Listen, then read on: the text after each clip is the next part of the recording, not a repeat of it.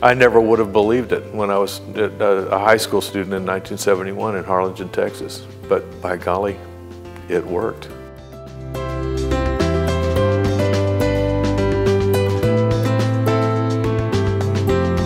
Have you always been an outdoorsman? Oh yes, very much. So yeah. Tell us a little about that when you're about growing up. I grew up first grade through fourth grade in a little town in East Texas called Crosby, outside of Houston. And I was a little cowboy. I grew up on a ranch, and my daddy was a cowboy and a rancher and everything. So I learned how to ride horses shortly after I learned how to walk. And in about 1959, I was a 6-year-old little cowboy watching TV. And my favorite show was Sea Hunt with Lloyd Bridges. And I was watching it, and Mike Nelson, his character, got in a fight underwater. I know, I'm surprised too. And the bad guy like broke his mask, his dive mask, with the butt end of a spear gun or something like that. And so Mike Nelson, you know, ripped it off and took his knife out and cut the hose of the other guy's scuba rig, which of course sent him up. And so Mike Nelson reached up, grabbed the guy's mask, put it on, and held it, tipped his head back and his mask up, and blew air out of his nose, and the water cleared from in front of his face. And I went, well, I will just be dipped. I wonder if that would work. And so I grabbed a mask, because we always had masks, but we'd always come up and kind of empty them and then, you know, just to swim around. And so I went to the closest body of water around, which happened to be a cattle trough. True story, hand to God. And I jumped in this thing, filled the mask with water, leaned up and blew out my nose and blew air out of my nose, and the mask cleared. And I was like, wow. And that inauspicious occasion led to a life of adventure that I could never have dreamed of as a 6-year-old little cowboy in Crosby. From that one scene. Yeah, yeah, That's right. Incredible. Yeah, and I never got to share that story with Lloyd Bridges. I hope to meet one of the boys, you know, Jeff or Bo someday, and tell them, you know, I'm doing what I am doing because of your daddy. Wow. How did you get to Harlingen? My father had multiple sclerosis, and so we needed a warmer climate so that it would be easier for him, you know, mobility-wise. And so for a while they were looking at South Africa because he wanted to stay in ranching, but he had to be someplace warmer. And I'm glad we didn't go there. We were also looking at Australia. And that would have been really cool too, but we ended up down here because it was as far south as you could get and still be in America. And so I was here through the last half of, or from the last half of fourth grade until after my second semester at Pan Am, which is now, I guess, UT Pan Am, which will be kind of conglomerated into UT South Texas or UT whatever. UTRGV, actually. UTRGV, okay. My brother Grady was explaining all that to me yesterday, and I forgot it all. But anyway, and then after that I went to San Marcos and finished school there, and got into film and television in Austin in 1978, and the rest is kind of history. Was it Thoreau or Jerry Garcia who said, "What a long, strange trip it's been"? I think it was Garcia. I'm just kidding. I think so. Yeah, but yeah, it's interesting to be back and to be doing what I'm going to be doing tomorrow, Friday, to speak with before a lot of old friends and colleagues, and especially my dear journalism teacher, Mrs. Yates. Well, tell us a little bit about that. You know, oh man, Yates. I'm going to get misty, I know it, but that's all right, so be it. Mrs. Yates was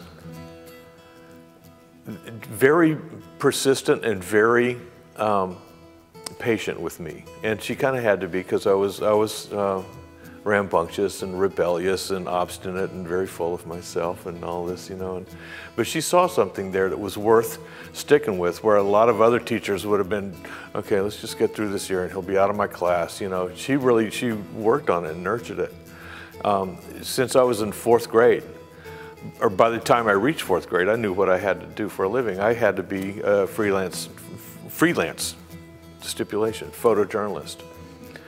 And always wanted to do that and set about figuring out how was the best way to do it. Consequently, my studies were in English and journalism, and even in college.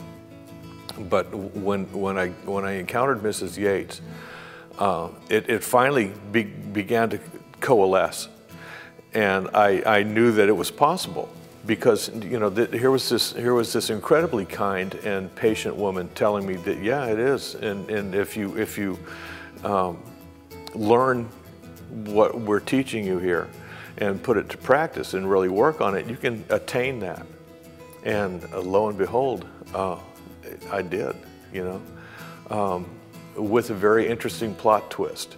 My photos move, and the words are spoken. In addition to being published around the world, I also have like moving pictures that I've done, and I never could have envisioned that as a high school student in Harlingen, because we didn't have what you have at your disposal here.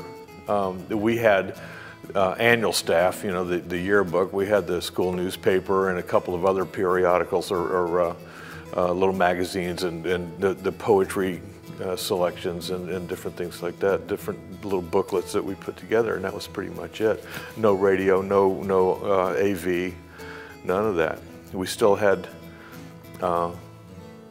overhead projectors and 16 millimeter projectors. And people make fun of those to this day, And if you will look on the blackboard right behind you, because they were always skipping perfs and everything, and it was really funny. But we didn't have any of that at our disposal now, and so it's a wonderful thing that students have that resource. It's a really powerful thing, and I wish you all the best with it. The technology has come a long way. Indeed it has. Man, to get the resolution that you can get on a cell phone these days, used to take a video camera about the size of a Volvo station wagon. Wow. Oh man, not quite that big, but still, big cameras. Or you had to do it on film, which was its own bag of worms, editing film and doing the tactile negative cutting and all that stuff, which I've done, It's come a long way, and I've stuck with it, by golly. Tell us about your elementary years. My elementary years were interesting. I was the first kid, in growing up in Harlingen, in Crosby first, through the first half of fourth grade. Sometimes we lived 3 miles away from the school, and I took a bus every day, and sometimes I'd ride my horse to school if I wanted to get up early enough to do that. Didn't do that a whole lot. But when I was going to Bonham Elementary, I was the first kid in our school to hear about the assassination of President Kennedy, because I had gotten in trouble, and I was in the principal's office, and somebody had just heard the radio or something like that, and there were tears flowing. I was like, "What, ma'am? What's the matter?" Well, our president's just been shot and killed in Dallas, and I was like, "No kidding, they do that?" Just growing up in a community like this, where you didn't really have to lock your doors, you could go out and ride your bike around and walk from like the City Lake area to the Sun Valley Motor Inn to go swimming and things like that. And I don't know about the City Lake, but I know that Sun Valley just recently kind of got bulldozed over. It was. Yeah, boy, I don't even want to drive past there. A lot of my most fun summers were spent at that pool. A lot of people went to that pool. Yes, indeed. But it was interesting going to first at Bonham and then Austin School, and then what was then Gay Junior High, and then instead of going to Vernon, I went to the academy for a year. Learned a lot of really valuable skills there, but didn't like abusive power, and so I went back to a real high school after a year at the academy, much to my mother's chagrin. High school was interesting too. I refer back to the aforementioned rebelliousness and I played a lot of music. I started playing music in junior high school. Some of my favorite cohorts in rock and roll still live in the Rio Grande Valley. Jimmy Burkholder, for example, who is now a dentist and longtime Rotarian. Well, now I have to speak in the past tense. He was at the event on Friday that brought me down here.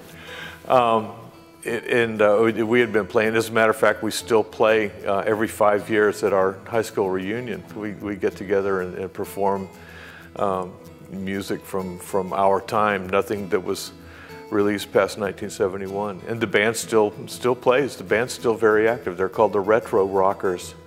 And they play clubs and events and other reunions around all up and down the Rio Grande Valley.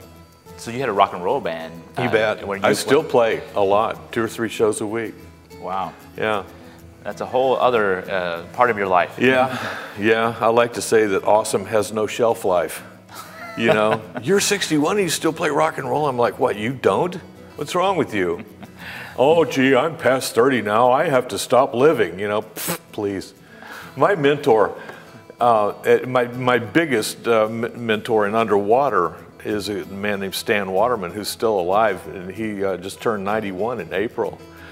The day after his 90th birthday in the Cayman Islands, we boarded a liveaboard dive boat and went diving for 10 days when he turned 90.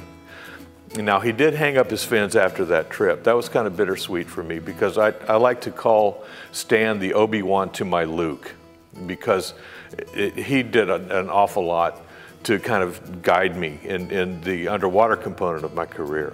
But you know, you can stay diving as pretty much as long as you want to. Well, not necessarily, because Stan still wants to. It's just that the body won't go along with him anymore. But he stayed at it a lot longer than a lot of people have. And you've got a video online, I believe, of that celebration of his retirement. I do. It's called The Last Hurrah, which was his choice of terminology. And I was at the same time honored and sad to be part of it, because he's just and will always continue to mean so much to me. Great guy. Stan studied under Robert Frost when he was at Dartmouth. Wow. I have never heard a more erudite person, I don't think, in my life. I mean, he's a very well-spoken man.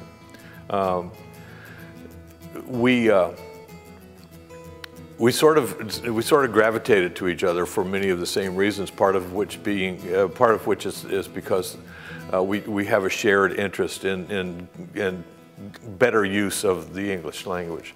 A lot of kids now with their punctuations and the OMGs and LMFAO and all that kind of stuff, you know, they're losing a whole lot of really the value and indeed the joy of speech and communication by doing all that stuff.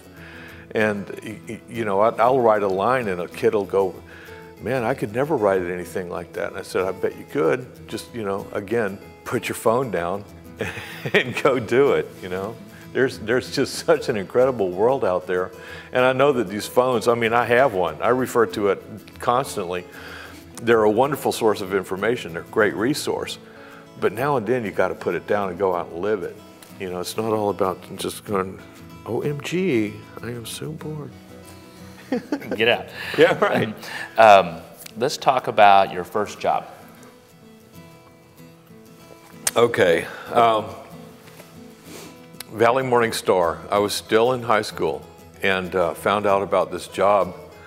I'm not sure, but I bet Mrs. Yates had something to do with it. I don't recall exactly how I found out about it, but they needed a nighttime photographer from like 4 in the afternoon to like 7 or 8 at night, and to cover like women's groups and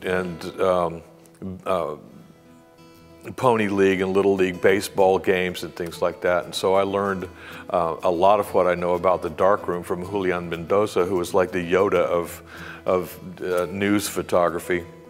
I learned a lot about shading and painting with light, and there's nothing like working in black and white to really teach you a very acute sense of contrast and painting with light, and he really taught me an awful lot. And I was under him and didn't really have an editor to answer to per se with the writing of captions and so forth. I became pretty adept at writing captions at the same time.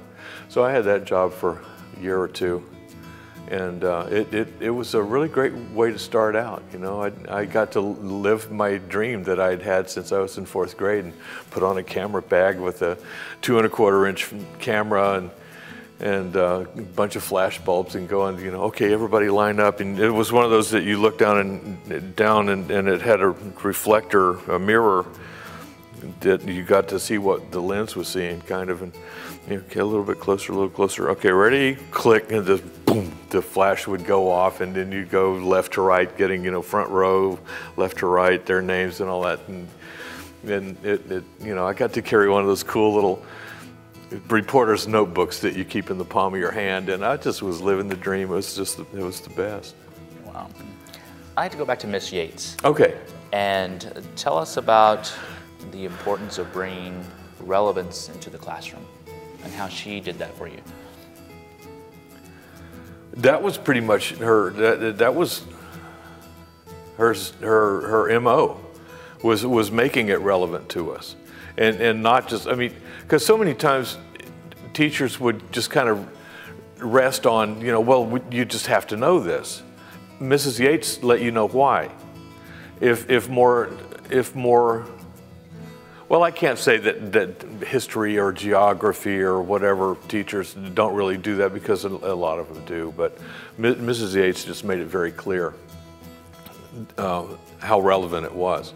And from doing straight news to covering the wartime, to politics, to feature stories, she had a very good sense of identifying in different students what they were going to be best at doing. And with me, I think it took her a while to kind of figure me out, because as in hindsight, that was sort of prophetic, because I ended up doing a whole lot of different things. And I'm just really never satisfied with any of them, you know, because it's always, well, there's a different kind of approach that I can make to this. And my training in covering politics kind of gives me a better spin on this story here, and it all kind of coalesces, and it's just a really interesting thing. But she I think was able to kind of figure out that I was going to be able to do not a multitude, but I was going to be able to do multiple disciplines in the field. And excuse me, indeed, that turned out to be the case. And so she spent a lot of time with me. In my high school, my senior class yearbook, she wrote to Paul, "My diamond in the rough." And that just turned out to be the most prophetic, telling thing that I recall from high school, because I definitely was rough, and she definitely did a really good job of polishing me. And I shall always be just deeply grateful to her for that. Were there any other activities you were involved with within high school, extracurricular activities? I liked tennis a lot. I didn't really get into it in high school, because I stopped doing it. I was really good in junior high school. I was one of the top 3 tennis players in Gay Junior High School, which is now what, Memorial. And when I went to the academy, other things kind of got in the way, military science and things like that, and I didn't get to play. I always liked tennis, though. But I was in band. I played drums, in band. Should have gotten into drama, because I like to say, like most directors, what I really want to be is an actor. And so And I do put myself to work in some of my films. One of my favorite bits is at the first of a documentary that I produced about lionfish as an invasive in our waters, and it starts with a segment about a bounty hunter, and it's kind of sepia tone, and it starts with kind of a for a few dollars more kind of a thing, you know, with a church bell going and dogs barking in the background and the wind, tumbleweed, and you see the first thing you see is this street scene from the street up, and these boots with spurs on it enter, and of course that's me, you know. And that show went on to be aired on PBS. I've been asked to turn it into a 1 hour because the first one was a half hour, and so right now we're trying to get funding to expand it and to travel back to the Philippines and get a better understanding of the lionfish there in their natural habitat and the epicenter of the Coral Triangle, so that we can understand them better as an invasive here, and then we want to go to the NOAA labs and study that. But I've done a really good job of diverting from your original question, haven't I? No, it was a great journey. Let me tell you. Okay, good. Well, I enjoyed it. I want to talk about what we call the importance of the 3 A's, which are athletics, the arts, and the academics. We believe that all 3 of those are important. Absolutely. And that's the 4th A. And so there you go. That's the 4th A. Tell us about that. Tell us how you being involved in all those different things helped you. Well, again, the utilization of the English language, or whatever language you happen to speak, whether it be Esperanto or Korean or whatever. If you're good at it, you're going to obviously do a better job of expressing yourself and your views or your depictions or whatever of your stories. Or making a pitch to your boss or whatever. I mean, everybody needs to be able to understand your language. The arts, clearly in my case, are very prominent. Athletics, again, you know, I don't look terribly athletic, but I promise you I am. And you don't go and get in open water surrounded by 12 tiger sharks at the same time and not be. But if I were to make any recommendation with regard to those 3 things, it would be to make sure, because people think, oh, you know, this isn't going to matter to me. I want to be this, and how is this going to enter into it? A business class for me would have been really a good idea because I'm a really good artist, but I'm just horrible at business. And in hindsight, it would have been good to augment my curriculum with that. And so, you know, I would urge students to be circumspect about it. And again, I was very rebellious. I didn't, you know, who are you to tell me what to do kind of thing, you know, just full of myself.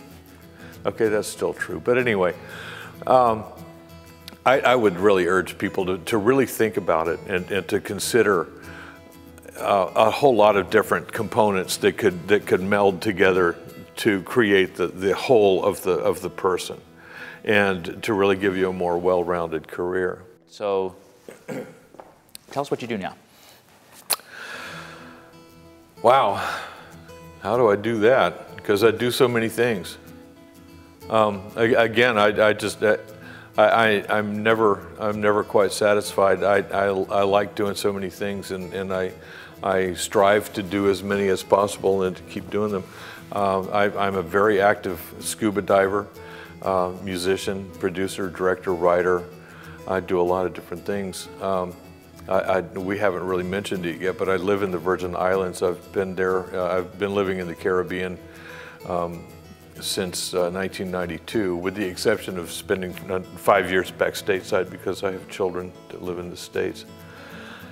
And I just, as a matter of fact, my eldest daughter just had twin girls, and so I'm a grandfather, which is what brought me back to the States this most recent time to meet my grandkids.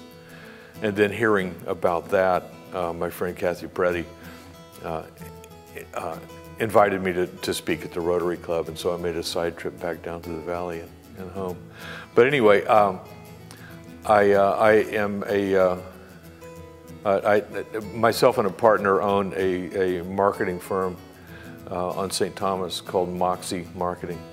And we do a number of things, production of commercials, promotional materials, all kinds of different things, corporate introductory videos and training assets and things like that. And that helps me to afford being able to go to the Red Sea in the Philippines and the other things that I like to do. You've mentioned Preddy and Burke. Yeah, Burkholder. Burkholder. Talk about your friendships that you had in high school. I had a really interesting variety of friends in high school. Jock friends, hippie friends, surfer friends, kicker friends. Looking back on it, it was a pretty interesting, because high school can be just so brutally cliquish. You know, oh, if you're not one of my group, I'm so not talking to you, kind of thing. You know, and that kind of exclusionary mindset is really damaging, especially to people who don't really get it yet. The older you get, the more you're just like, who cares, you know? But back then, you know, it could be just heart-wrenching, you know. It could be really, and people are, you know, kids especially can be really cruel about things like that, you know. And I'm really very fortunate to have been raised by parents who saw through all that and taught me a lot of very important life lessons about friendships and the value of content of character, as opposed to what side of town they're from, or you know what skin tone they have or whatever. I have lots of friends from lots of different countries, lots of different ethnic and religious backgrounds. English is not even their second language in a lot of cases. I know Egyptians that I can barely talk with, but we're very dear friends. And so that, I think, well, it's certainly always been important to me, and I think that it could be very, very important to a lot of people, giving the kind of global unity that we're struggling to achieve these days. You know, there are a lot, I mean, as we speak here, there are a lot of things falling apart in the world, all over the place. And if we could just all get together and just put aside the nonsense for a while and sit down and you know, have a sandwich and a glass of iced tea and just talk about it, I bet we could get someplace. But being able to understand that it's not all about your side of the tracks will help in a sort of global village sense, you know what I mean? And I'm really glad that I grew up in a diverse area like Harlingen. I'm glad that I had the benefit of enlightened parents and in many cases very enlightened teachers. I think I'm a much stronger person for it. I think that I'm a more effective advocate for peace and understanding as a result of it. It's just that so many things can come of it that kids just are not going to grasp right now while they're in school. But later they're going to look back on it, as I have, and go, wow, this thing that happened to Paul Cater Deaton in 1969 has had a profound impact on how I do things in 2014. And that'll get to you. You know, that's pretty earth-shattering when you realize some of the things that happen and go, wow, Mrs. Hamilton was right, or Mr. Atchison, or whomever the teacher was. When you get to a point that you've just used something that they learned, and you were like, whoa. And then again, when you make a mistake, like I do in business all the time because I suck at business, I look back and go, you know, I really wish I'd taken business while I was going to school there. Or at not UT, at Southwest Texas State or Pan Am or whatever. But, you know, there are so many components, so many facets of it at play, especially in high school, that you just can't fathom when you're there. So, you know, kids, do what you can to figure it out. You know, it will make sense in the fullness of time. So just open your minds and kind of let it, you know, just be open to it and let it in. Kind of figure out where to put it, you know, compartmentalize, and later on it's going to all come together and make sense. I never would have believed it when I was a high school student in 1971 in Harlingen, Texas, but by golly, it worked. When you're talking about giving advice to students, what would you say to students if you had an audience of students in front of you and you were asked to tell them what you learned and tell them what you think they should know today? What would you tell them? Well, what I like to tell them mostly is to find out something you really like to do, become really good at it, and go out and do it. Figure out a way to make a living at it. Because whatever it is that you like to do, whether it's be an investment banker or tune harpsichords, and I think I made that reference when we were communicating, there's probably a market for it. Who knew there would be a market for going underwater and filming lionfish? But there is. And so, you know, figure out what to do and do it, and don't give up. Don't let anybody tell you it's impossible, because it isn't. The reasons that they want to often the reason that they want to tell you that it's impossible is because they don't want to see you succeed at it for whatever reason. Jealousy, just being an idiot, whatever, you know. They have their reasons, but as long as you stay true to yourself and do it, you can see the benefits. It'll make you feel more fulfilled. It can pay the bills. Sometimes you might have to have a second job or whatever, but you know, sometimes there's a fine line between vocation and avocation. But if you just figure out what you want to do and go and do it and stick to it, never give up, never surrender, you know, you can do it. You can do it. Longevity has a lot to do with it too. You know, look at the Rolling Stones. You know, Mick Jagger's like 70-something, still rocking. Like I said earlier, awesome has no shelf life. You can still be awesome at 70. I intend to be. That'll be your caption. There you go. Yeah, that'll be the title of my book, Awesome Has No Shelf Life, by Deaton.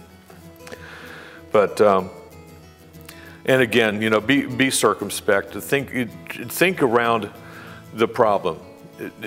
Not problem, the situation. Try to consider every possible outcome and every possible input, and just really kind of try to be a detective about it. You know, and be inductive and deductive, and kind of figure out, okay, well, if I get to this situation, this is what am I going to need? I'm going to probably need a good business education. I certainly need this. I certainly need that.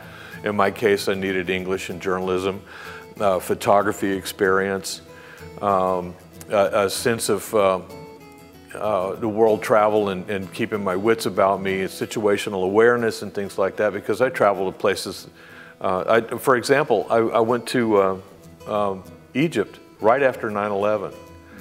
And my friends and family thought I'd lost the keys to my brain. It was like, seriously, dude, you're going where? I mean, well, what about 9/11? I'm like, well, you know, what about it? You know, yeah, one or two of the guys were Egyptians, but we just had a guy from Oklahoma do something too. Does that mean I can't go to Oklahoma? Well, whatever you do, don't look like an American journalist. And I'm like, I'm 6'2", you know, 230 at the time, 230 something, now a little more. You know, and I'm going to have at least 2 cameras on me all the time. What am I, you know, what am I supposed to do? Try to dress like a camel and blend in, you know? And I didn't really know what to expect, and I got there, And consequently, I've been back a couple of times, and I have dear friends now in a couple of different parts of Egypt. And again, I got that from that sense of wanting to find out more about them and the places they live, from having grown up in a sort of a diverse area like Harlingen, with influences from two sides of for lack of a better term, border, and knowing that things were different over there, but that's okay, because they've got awesomeness just like we have on this side or whatever. Then I go to other places. I grew up until 4th grade in Houston, where there's an African American population. Had lots of African American friends. So what? We're all still people. And having grown up with that sort of, and I hate to use acceptance, because that's not really it. That's not it at all. It has nothing to do with acceptance or tolerance. It has to do with just embracing different people. And so a knowledge of the world helps out a lot. I mean, there are just so many things that enter into it, And,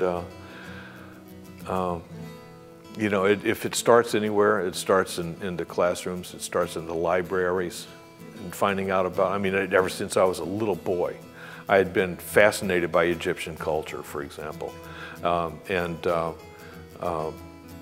the Far East, the Orient, the Southeast Asia and places like that always fascinated me, and so I worked on being able to get out and embrace those places, and get a hands-on kind of immersive thing going on with them, and understand them more.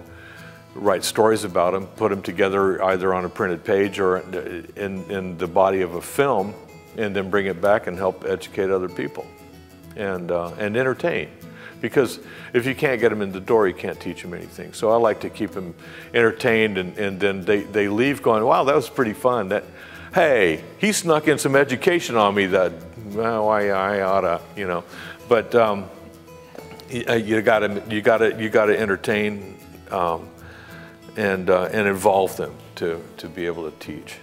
And I never thought I'd be a teacher either, but I kind of am.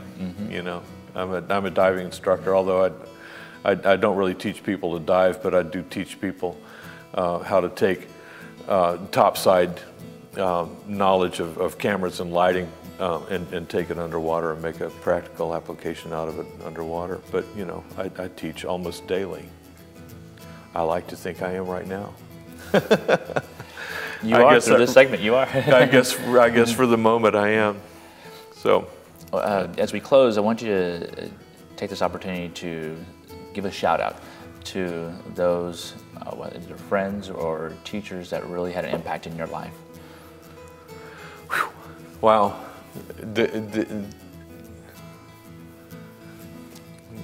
The roster is long and distinguished. I've already mentioned probably the most important one, which was Mrs. Yates, and all my friends, and even some who weren't my friends. They taught me things as well. I really hesitate to even try to mention the few, because it took so many, and I don't want anybody to feel like they were left out. You learn about a lot of different things from a lot of different people. You learn about recovering from breakups, from girls, and you learn about being tough from getting picked on by guys. You learn about tact and diplomacy and stand-up comedy, and trying to get out of fights with other guys. There are so many things. I could talk about the bullies. I could talk about the ex-girlfriends. I could talk about the musician friends. But I've learned something from all of them. But throughout everything, Mrs. Yates, way up there. Send her a message. in the interest of not getting all blubbery on camera, I will. By the time this is seen, I will have delivered it personally. But she knows. We speak. You know, we spoke on the phone just last week.